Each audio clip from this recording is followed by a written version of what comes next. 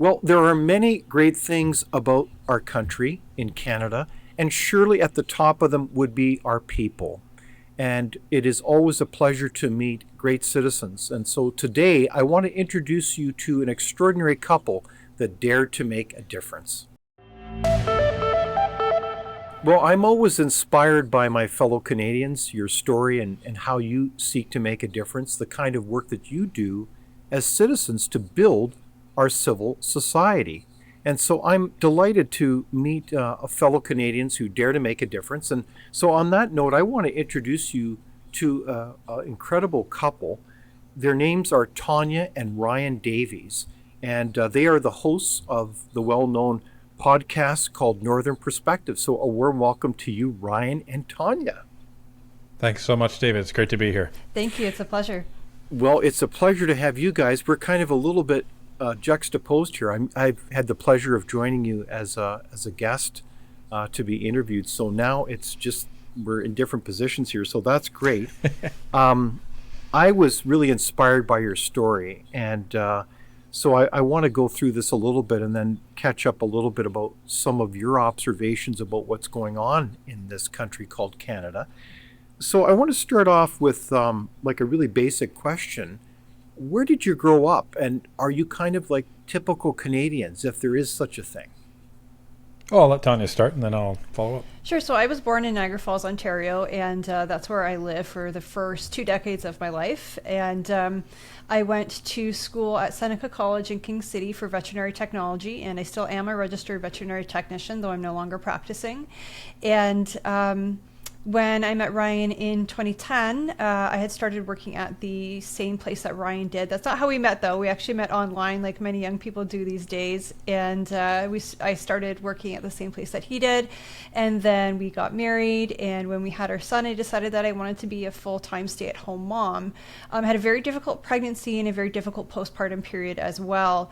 And by the time I was recovered and had considered maybe getting back to work, we were starting to discover that our son may possibly be autistic. And so he was going to lots of doctor's appointments and getting lots of therapy. And then in early 2020, he received a diagnosis. And being at home allowed me to be able to support him full time. Mm-hmm. Wow. What about you, Ryan? Yeah, I grew up in rural Ontario, actually, near Lindsay. For those who know where Lindsay is, if you don't know where Lindsay is, it's near Peterborough. So the actual town where I grew up near was called Pontypool, which only those that go up the cottage route of the Highway 115 and 35 run off there will probably know where that is. And I ended up going to school in Guelph at the University of Guelph, initially for computer science, but switched into philosophy to finish my degree. And then I took a summer job at an organization called Alliance Atlantis Communications, and that ended up being the longest summer job that I ever thought I would have, because I started as a grunt in IT, and I just carried on in IT through for about 20 years and worked my way up, eventually got involved in process, moved a couple of companies. I worked for an organization involved in laboratory testing and insurance, and then data management for the government of Ontario for all the real estate transactions, and then went to work for a healthcare organization, and then eventually the government of Canada. So I've been around, seen a lot of different things, seen a lot of different industries, and learned a lot of different things, and that kind of set us up for where we would eventually go down with Northern Perspective. Very good. So, Tanya, would you say that you were pretty involved in public life or interested in the political realm? Oh, not at all. I'm very, very shy. To this day, I'm incredibly shy. Being in front of a camera, I'm still not used to it. I think, though, that I've always had an interest in Parliament in Ottawa. I have family there, and as a little girl, I would go visit, and my uncle would take me to Parliament, and I just remember the big, beautiful buildings and going on tours and all the wonderful museums, and I just love to visit Ottawa. And what about you, Ryan? Well, It's funny. When I was younger, I used to be terrified of speaking in public. And when I was forced to start doing presentations just as a requirement of my job, when I was in information technology, I sort of had to get over that, and then I eventually flipped to the point of where it actually became fun to speak in front of people. And I think it's because I just developed the mindset of, well, if I'm being asked to speak in front of people, it's because I'm probably going to be the smartest person in the room on that particular subject, or at least I better be. So that actually gave me a very strong sense of comfort, and that's where it made me not nervous anymore. But as it related to politics, I didn't really pay a lot of attention to Canadian politics. Like many Canadians, I was more infatuated with the U.S. politics, but the higher I was in the organizations that I worked for, the more I understood that I needed to understand what was going on with Canadian politics, because that was then going to come and affect potential decisions that I would be making and affect the organization that I was working with. So I would say in the last, probably from 2017 and onward, is when I started to pay more and more attention to Canadian politics. But it wasn't until, I think, like many in 2020, that I really, really started putting the microscope on Canadian Parliament. Okay. So was there something in particular that precipitated that in 2020, Ryan? Yeah, COVID.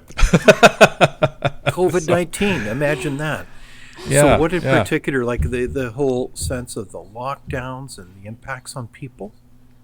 Yeah, it was everything, and just the different decisions they were making. And I think the unanticipated byproduct of the government shutting everything down is when you shut down sports, you shut down concerts, you shut down everything that people use as a distraction. Well, then there's no more distractions, and the only thing that they have to pay attention to now is literally the government. So they ended up having a lot of people really start watching what was going on in government, because they were systematically eroding more and more rights from people, and that's when I think a lot of people really started to get politically active. Interesting. So Tanya, was there something in particular that also piqued your interest during COVID-19 as well? I don't even know if it was during COVID. I think it was more after the fact. As I said, I was still kind of in the postpartum period during COVID, and being locked in the house didn't really make things better. So I don't know if cognitively I was really aware of what was going on and how seriously it affected our freedoms. I just kind of went through the motions. But afterwards, in talking to family members, in talking to Ryan, it was kind of like, the government really had no business locking Canadians down like that. You look at other countries, I believe Sweden was an example where they didn't lock everybody down. That's right. And everything turned out okay anyways. And I remember just, again, being in this postpartum period and trying to take my son to the park, and it was roped off with caution tape like it was a crime scene, because they didn't want kids using the equipment. So I think it took me a little bit longer to really realize that what had happened was not okay. There were serious issues with that. And if we don't stand up for our own freedoms, nobody will. Okay. Wow. So those are significant, revelations during this time, this difficult time of our country. So to recap, you're both working, you're both looking after your son, you're living your lives as best you can. So now you're the hosts, producers of Northern Perspective. It's a pretty popular podcast. How the heck did that happen? I don't know.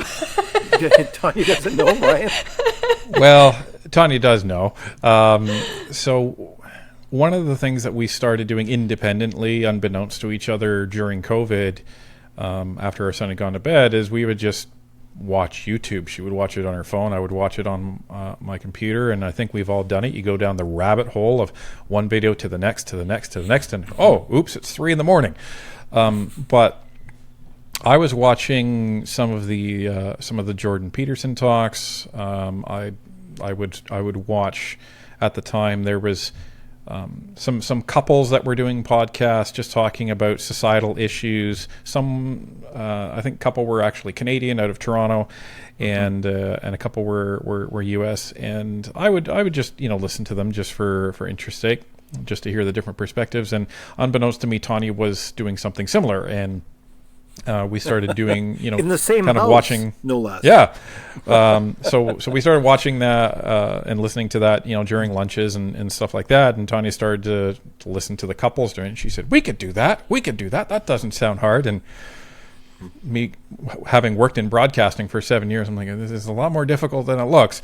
It is. It is. But as things kind of progressed, and the Freedom Convoy happened, and all of this stuff, and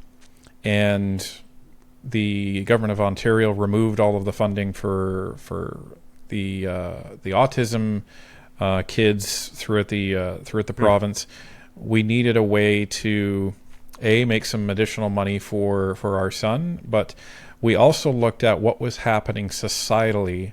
And this was being reflected in a lot of the podcasts we were watching, where you had, white boys being demonized just because of the color of their skin.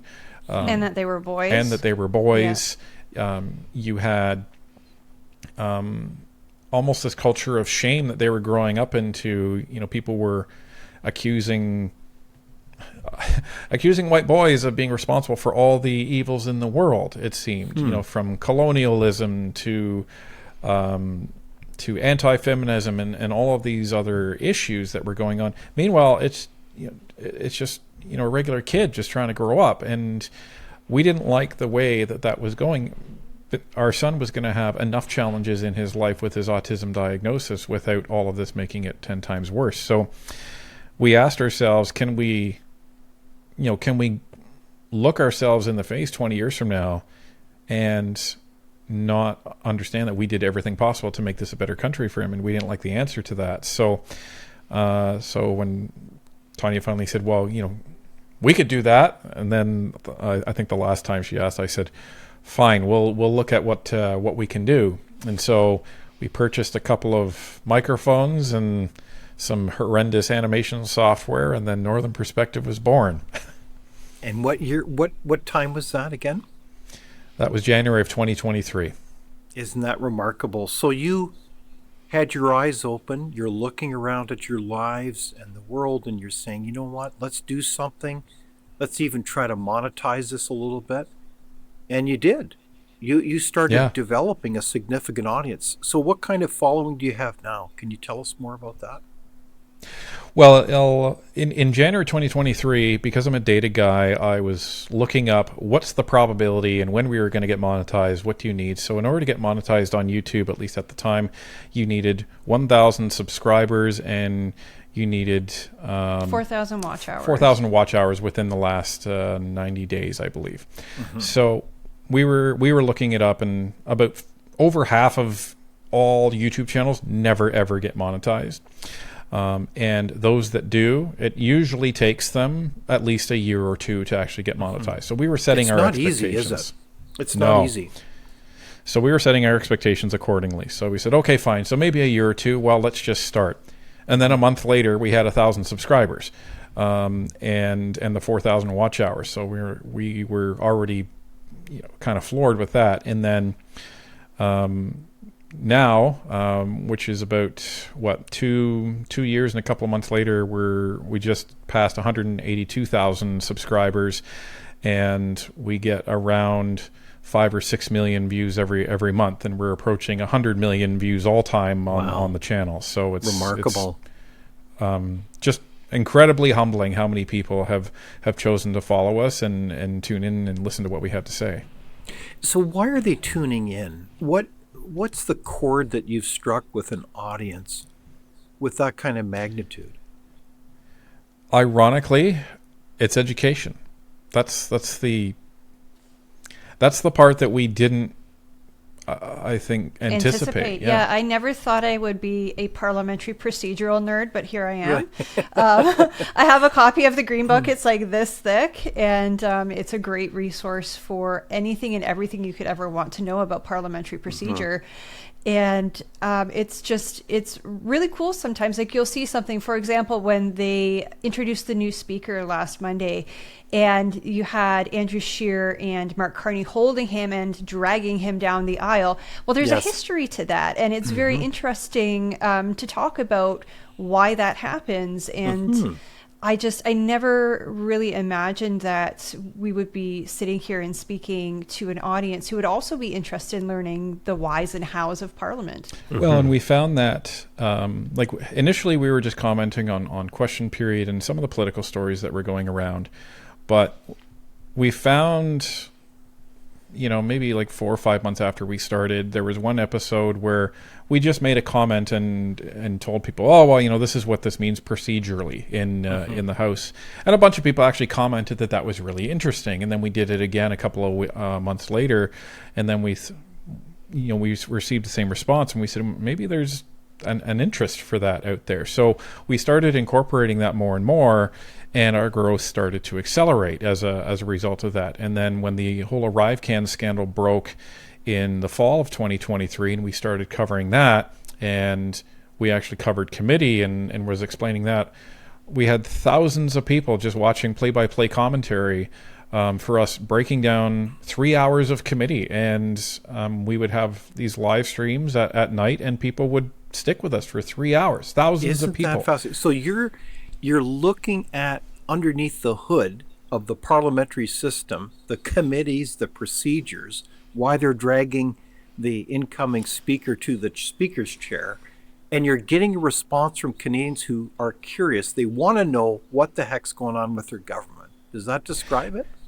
And even over and above that, what I'll also talk about is our best guess about the understanding of the actual political strategy in play as well, utilizing all these procedures. So that really gives the complete picture, because you have the setting, you have committee, you have the players, you have now the rules that are being unpacked and explained for people, and we're giving our take on this is why they are using the different procedures that they are. And that then drops the full veil of Parliament. And then what we started to see is people would then, on their own, not lawyers, not political junkies, just random Canadians, we would get comments that, oh, I watched, the Government Operations Committee earlier in the day, and now I'm interested to see what Northern Perspective has to say on it. So that was amazing for us to see that people were getting so interested in this that they were then watching committee on their own, because now they understand all the language, all the jargon, and all the procedures to be able to make sense of it on their own. And that was massive for us, that Canadians were actually getting that engaged, and that they're that hungry for this stuff, because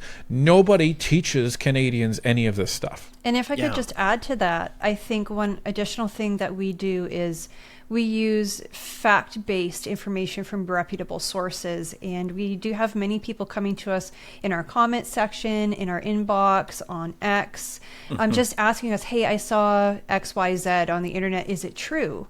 And we do a lot of myth-busting and fact-checking, not only from content that comes from the left, but content that comes from the right as well. So how do you describe yourself? Are you kind of are you a current affairs program? Are you nonpartisan? How would you describe yourselves? We definitely lean right, and that's something that we're quite transparent about. But we also try to remain as objective as possible. Sure. And I would say we're primarily a current affairs type of program. It's because we don't really have time to do anything else other than what's current. But because we're doing current affairs, it makes it very, very challenging to stay up to date on everything that's going on. And then we have to select which particular story or stories that we're going to be doing for that particular day, research them, make sure we understand the material so we can break it down properly, and then make sure everything that we're giving everyone is accurate. So although we lean right and we support the Conservatives based on their platform, not just because they're the Conservatives, that will not stop us from calling it something potentially positive that the Liberals are doing. Or but calling you're out critiquing something. Everybody. Sorry, exactly. If I was going to say, if the Conservatives have done something inappropriate or foolish or what have you, we'll absolutely call that out as well, and we have in the past. Or if they propose a bill that we completely disagree with, like the Conservative Senate caucus proposed a bill we completely disagreed with, we call that out, and we did an episode on that as well. Of course. Yeah, but you have these principles. I know you are, I think, frankly, people who believe in traditional rights and freedoms and traditions of Canada and open markets and all the rest. You're not socialist by principle. So that's kind of those are foundational points for you. Is that right?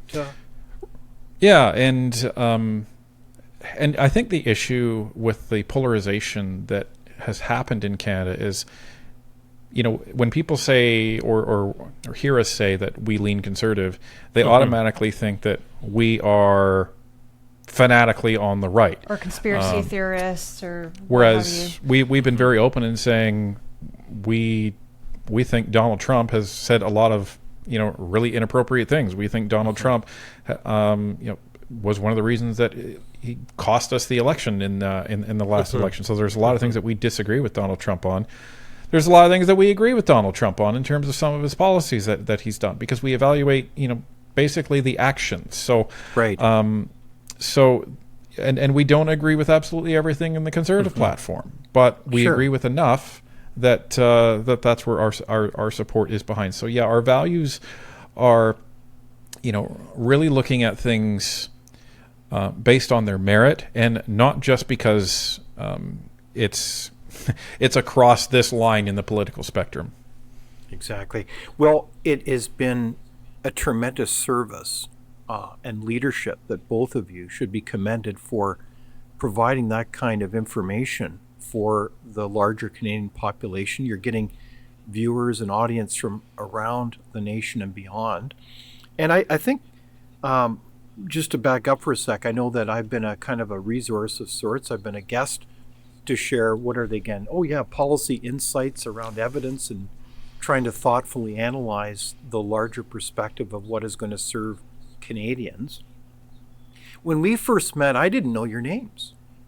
I knew you as, what were they again? Oh yeah, Cypher and Fox. And it's interesting, you had these two avatars on the front of the program. And it was really intriguing because it was my daughter who first tuned into you guys, and said, she was very enthusiastic. And she said, Dad, you've got to listen to this this couple that are doing this program. And I found it, frankly, kind of mysterious, and I was almost a little bit skeptical, because I wondered, well, who are these people that I can't even know who they are, because I'm used to dealing with people. But tell us why you had to keep your names anonymous during that first time of this program, Tanya. A lot of it was, again, like I said, I'm very shy. I was very nervous about the idea of coming out as conservative, if you want to say that, because you have to remember this was 2.5 years ago, and things were a lot more left-leaning, a lot more woke than they are now.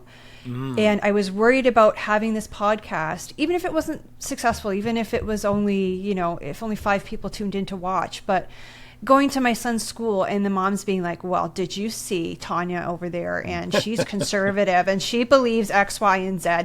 Like, I was just scared of becoming a pariah within our community, especially because many women tend to lean towards the left. Interesting. Well, and the other thing is in watching a lot of these podcasts and doing a lot of research even before starting Northern Perspective, what we found was there was the court of public opinion that would be judge, jury, and executioner for anything that anyone would do. So that included you could potentially be fired at your job just because of what you say. We found examples of people that worked for the government that they just posted online that, I think I think men and women are separated by biology, and they were fired from their position just for stating an opinion online. There is a case of a Royal Canadian Mounted Police officer who had a podcast, and it was called The Church of Justin Trudeau, and it was a satire, and it was just a show that made fun of Justin Trudeau, and he was suspended from his job for that because of his activities on YouTube. So there was a lot of different reasons that actually culminated in that decision to just keep ourselves out of the public eye, to the point where we even used voice modulators initially to disguise our voices so that no one would understand who we were. So that's the main reason. It was to protect ourselves, protect my job, and protect our family. No, it makes a lot of sense. It's not easy in certain circles and culture just to be upfront about your opinion. I mean, it's almost like we're shy about that, but you have a lot on the line as you go more into the public sphere, and including your employment. So it took some courage to do this, did it not? Like, I mean, did you have many sleepless nights, or how was it for you getting into starting up the podcast? Well, day 1 and day 2, when we had 0 views on our video, that wasn't sleepless because no one was watching. But then when we started, seeing the subscriber count increase, it was. I always used to have these comparisons. It's like, the amount of people at my company are now watching us, or the amount of people that, were in the town that I grew up are now watching us. The amount of people that, are in, this university that I went to are now watching it. Those are the comparisons that I would make. But we never. It wasn't entirely non-sleepless.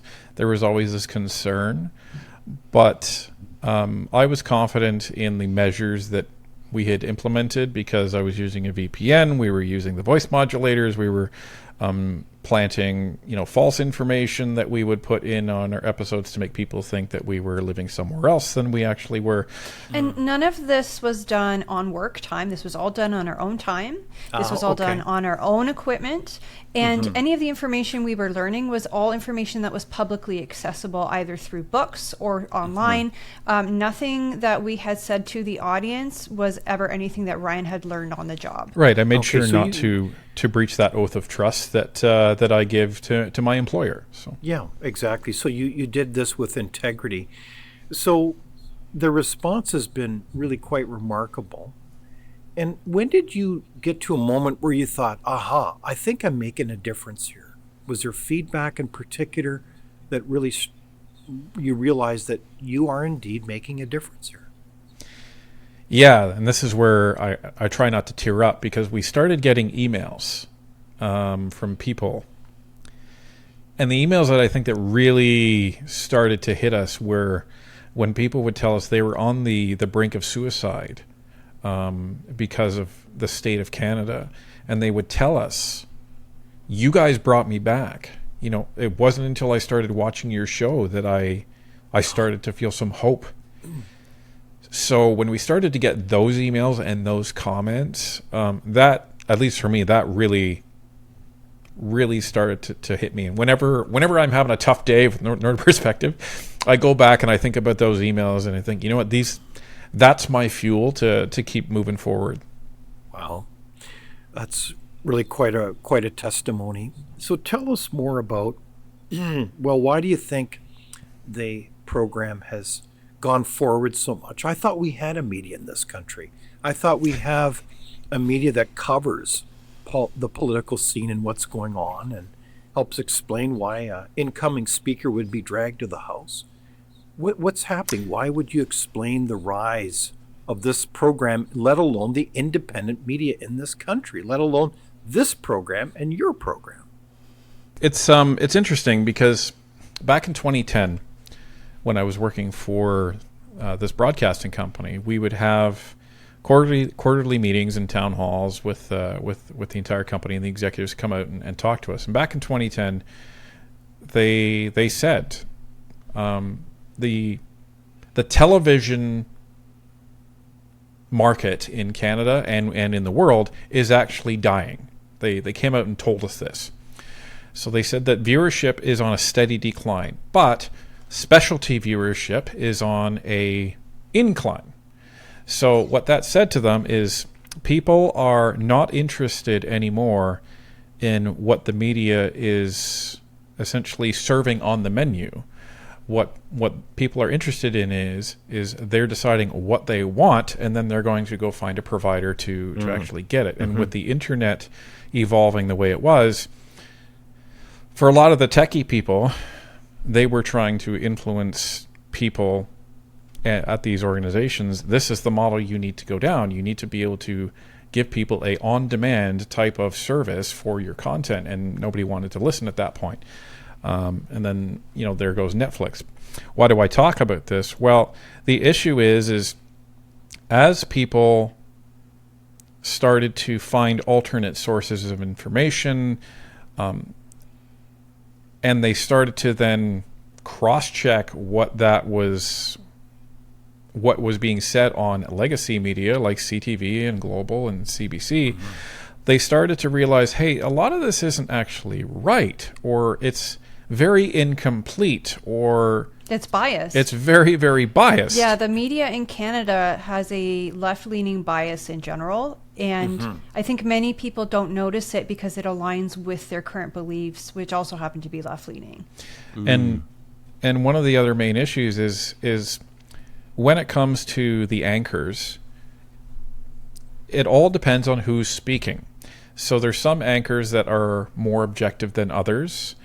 There's some anchors that are completely non-objective, and you saw this on display on CT or CBC's panel during the election night, where early on in the election, you could tell they were very, very worried. They were worried that the Liberals may lose, and then as the night progressed, they became very happy, and then even were celebrating the fact that the Liberals were leading. And then in a subsequent TV show, where they had Bob Fife on, and Bob Fife was telling this third-party or third-hand account of why Pierre Poilievre lost the election, they started laughing about it. So there was a lot of these different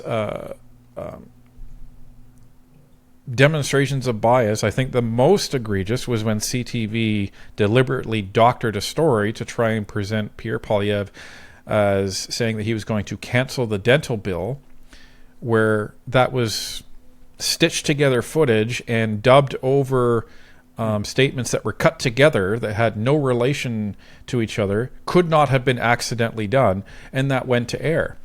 And when they were called out on it, they just said, that was just a mistake. And that didn't fly. And they were actually called into committee to actually talk about this and explain this, and they still weren't fully transparent about that. So when you have media whose sole role in society is to be holding government to account, and what they're doing is they are now trying to become the story or protect certain politicians or encourage one party or the other, they are completely failing in their mandate, and Canadians have caught on to this. So because Canadians have caught on to this, they are now saying, you know what, you've broken the trust, I can't trust you anymore, I'm going to go find somebody else that I do trust. And when they see us, we try and give all of the facts without bias, and then we provide our opinion afterwards. That's where the bias comes in, and then we show them our homework by including all of the links to the graphs, the stats, and the stories that we have in our description. And we actually put out public corrections when we make a mistake. That shows Canadians that programs like ours, you know what, we're being upfront. We're saying we have a right-leaning bias. We're trying to give you all the facts. We put out corrections when we can, and we're not afraid to say when the Liberals or even the NDP do something positive. That's how you build credibility and trust, and that's what the legacy media has completely forgotten. Well, and if I can add to that, I think that the main issue with the legacy media right now is that they receive government subsidies. The purpose of the media is to hold the government account and then report that to the people. But how can you hold the entity to account that you're receiving your funding from? It's like biting the hand that feeds you. So I think that's a very poor model for media in Canada. And I think many Canadians have started to realize that. So Canadians seek out alternate media like Northern Perspective, who were not government funded.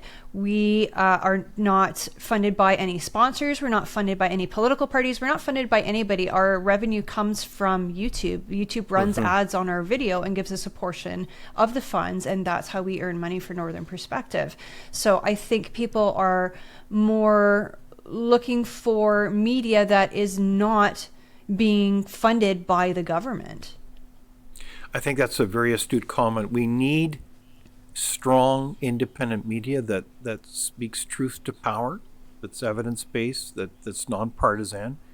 But I think, Tanya, your last point is very instructive, is that they now have a conflict of interest because some 2,000 media outlets are funded. And I've never seen this before, by the federal government. It's like we have kind of Pravda outlets working on behalf of the government, and it's not to say there aren't a lot of good journalists, because there are, but they're really within this difficult environment, and so your impression is that Canadians are waking up to this reality. Yeah, 100%, and we've seen this. We've seen this translate into legislation as well, because you literally had the big media companies lobby the federal government to put in Bills C-11 and C-18, whose sole purpose, C-11, is to ensure that in the rankings on social media, the big media companies, they remain at the top, and so they're front and center. They're always shoved in Canadians' faces, which would push all of the independent media channels down to the bottom. So that's the first part. So that secures they're at the top.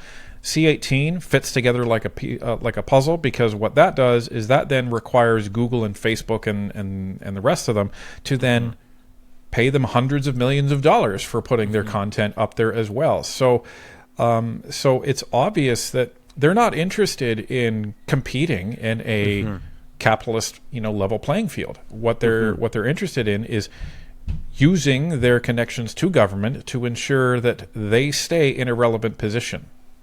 So I think your comments about the media make a lot of sense. At the same time, I'm wondering if there's also a kind of a communication revolution going on, and I'm wondering what your observations are. And quite frankly, it goes like this. It seems like a lot of Canadians, let alone people across the world, are not reading. Now, I know that some people are reading, but it seems like a lot of information is conveyed not through books per se, but through video, whether it's short form or long form. Do you think that that's true? I think video and audio is the new primary medium, and your point about reading. People don't, by and large, read books anymore. They listen to books. They will get the audio version of the book, and they will go on drives, they will go on walks, they will go on jogs, they will go to bed and just literally listen to somebody dictate the book to them.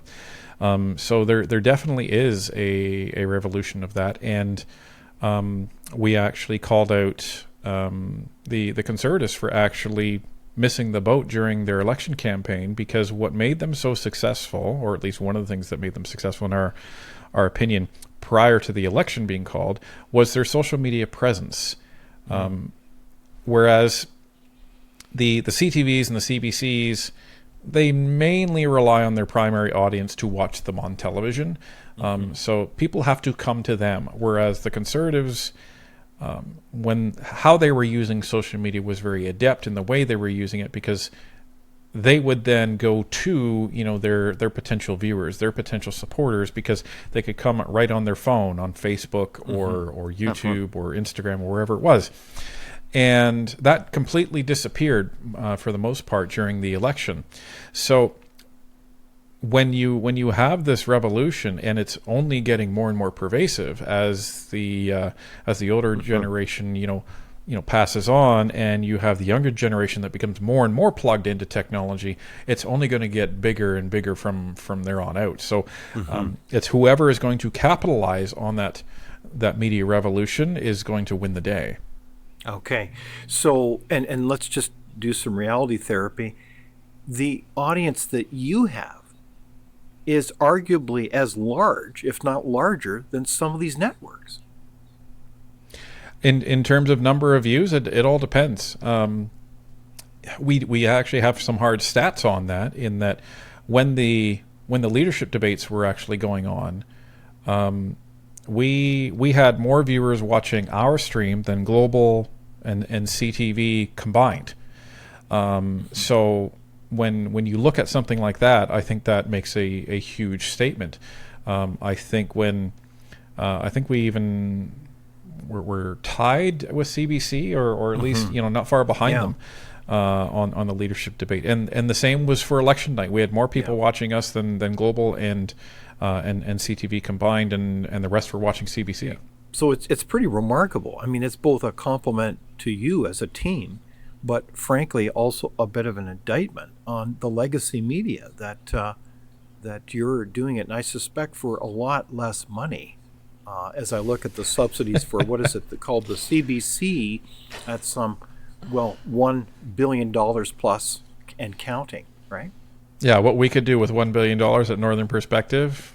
Yeah. It's remarkable. So, that's the whole point. The media should be based within the marketplace. And, these subsidies raise huge professional, ethical issues. And I think they're well said. So I want to turn now a little bit to the state of the nation. And I want to begin with a question. And that is, what is your essential vision for this country? I mean, obviously you're motivated for many reasons, not least of which is your love for this incredible country. Tanya, do you want to answer that question first? What would you say is your vision for this country? Honestly, I want to go back to the Canada that I grew up in. When I grew up, people weren't locking their front doors. People didn't have to install bollards in their driveways to make sure that their cars weren't stolen. People didn't have to worry about maybe getting shot at while they were getting on the bus. There was 2 incidences of that here in Hamilton recently. It was just, things were peaceful, things were safe.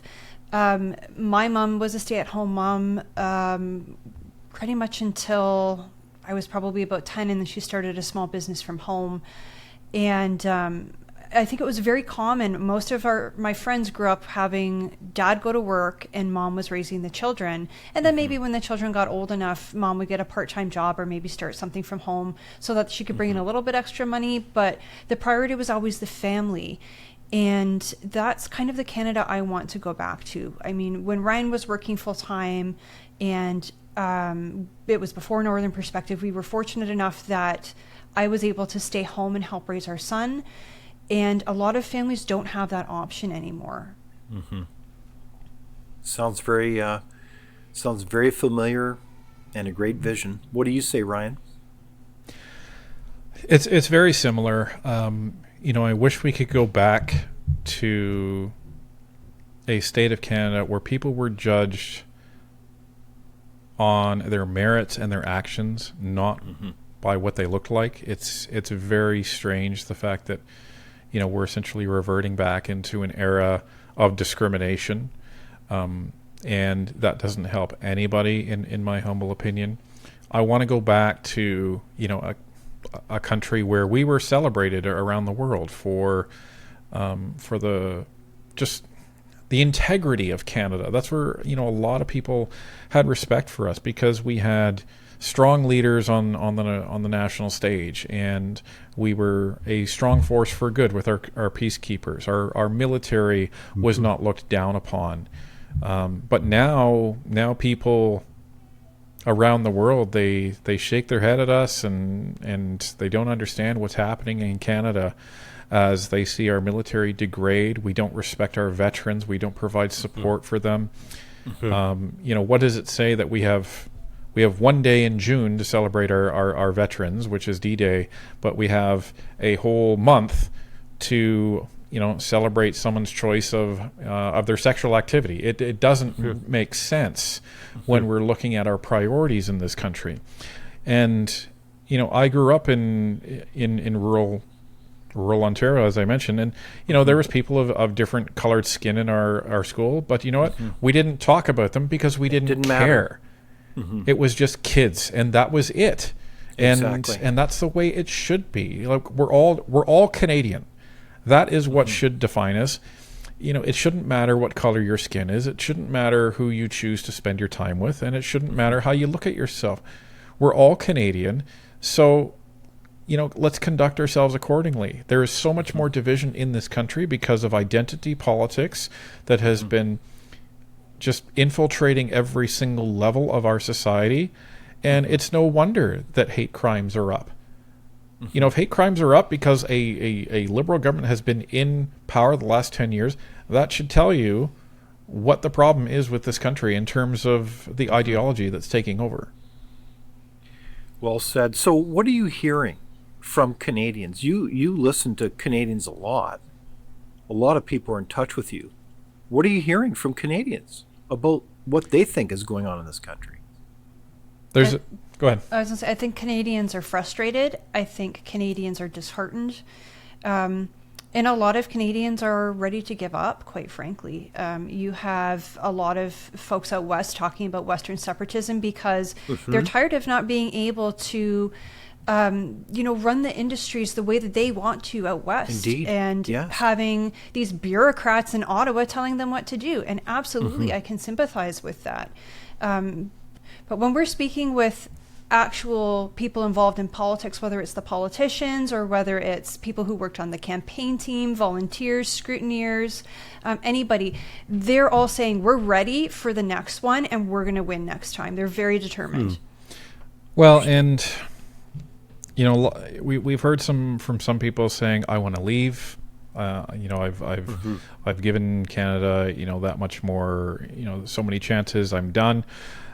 But there are people that are saying, this sucks. I don't like the result, but I'm going to keep fighting. And I want to call everybody back to the fact that today is June 6th. It's D-Day.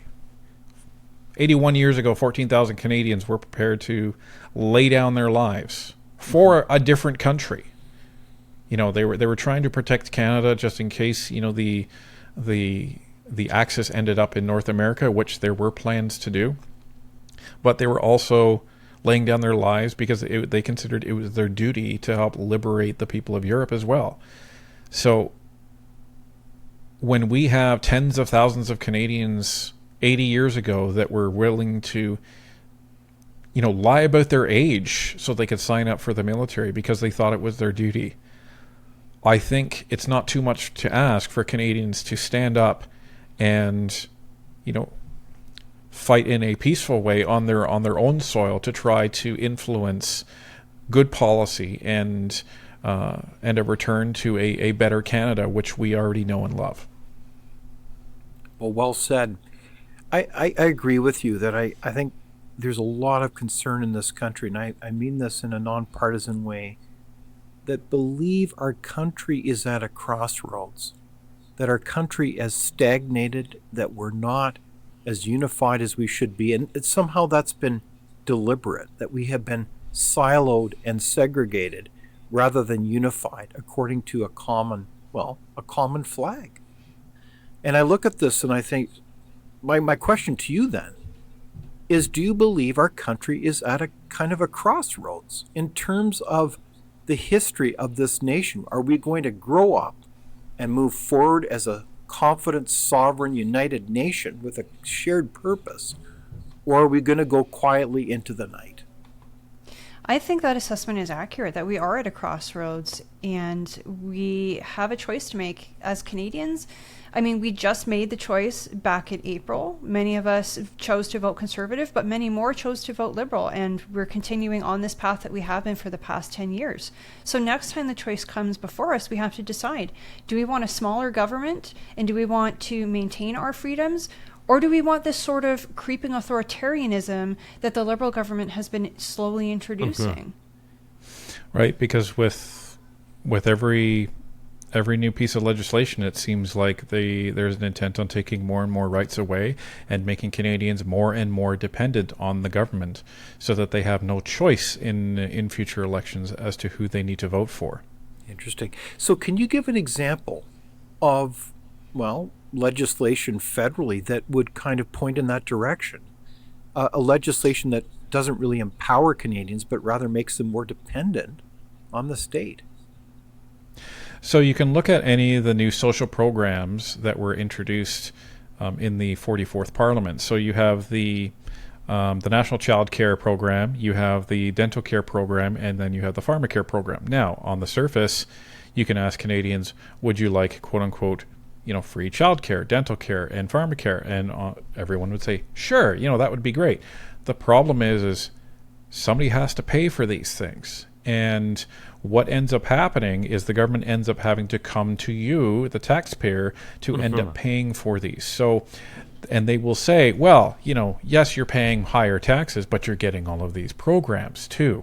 So the issue becomes we have this bleed effect where over time we end up paying more and more and more taxes. We're paying over 50% of our taxes now, or our paychecks, to the government. Amazing. And that keeps getting higher to the point where Canadians, at some point they don't notice how much they're losing. But when an election comes, it's easy for the Liberals to say, well, if you elect the Conservatives, you're going to lose this dental program where you would pay thousands of dollars out of pocket. You can't afford that. And people are going to say, oh, well, I only keep 30% of my paycheck now. So yeah, I can't afford that. Well, I can't afford to vote for the Conservatives.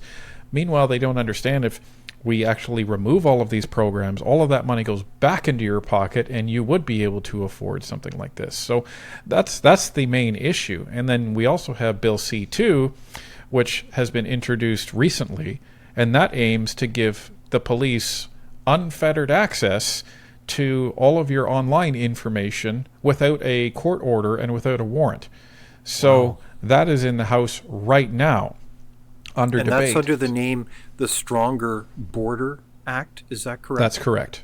Yeah. So Bill C2, you're saying, is actually not so much about that. It's about actually very concerning powers where the government has really unfettered access to, well, everything, really. Well, it's both, because they've layered in all of these border measures, but they've also inserted these pieces into the bill where if you're not paying attention, you could skip over them and just not even understand them because of the way they're worded. Very concerning. Well, look, I really commend you then for looking at the details of these acts. And I'm with a public policy think tank, the Frontier Center for Public Policy. We obviously are very keen on understanding what is public policy that best serves Canadians.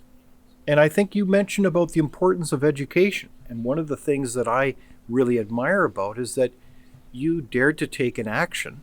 And that was creating a book called Vincent Visits Parliament. So can you tell us about this wonderful child's book that talks about Vincent going to Parliament? So Vincent Visits Parliament is a passion project of ours. When we go to Ottawa to interview MPs or senators or whomever we might be speaking to, our son Vincent comes with us. He's 9 years old and he just loves going to Parliament, to the point where even today he was asking us when we're going back to Ottawa. And no kidding. So yeah, he was. And we decided to write a book for children that's completely nonpartisan. And it's about a boy named Vincent who takes his two dogs and goes to visit Parliament. And he learns who is an MP, who is the Prime Minister, what is the Senate. And it's very lighthearted, but it's also educational. And it's meant to teach children the absolute basics about our parliamentary system. Wonderful. Well, it's a great book. I recommend it. I've got my copy right here. So how do you get this book, Tanya? So Vincent Visits Parliament is available online through Amazon and through Indigo, and you can purchase it on there. And it is also available in French. Terrific. So why do you do this? Why are you the hosts of Northern Perspective, and why do you produce these wonderful children's books, Ryan?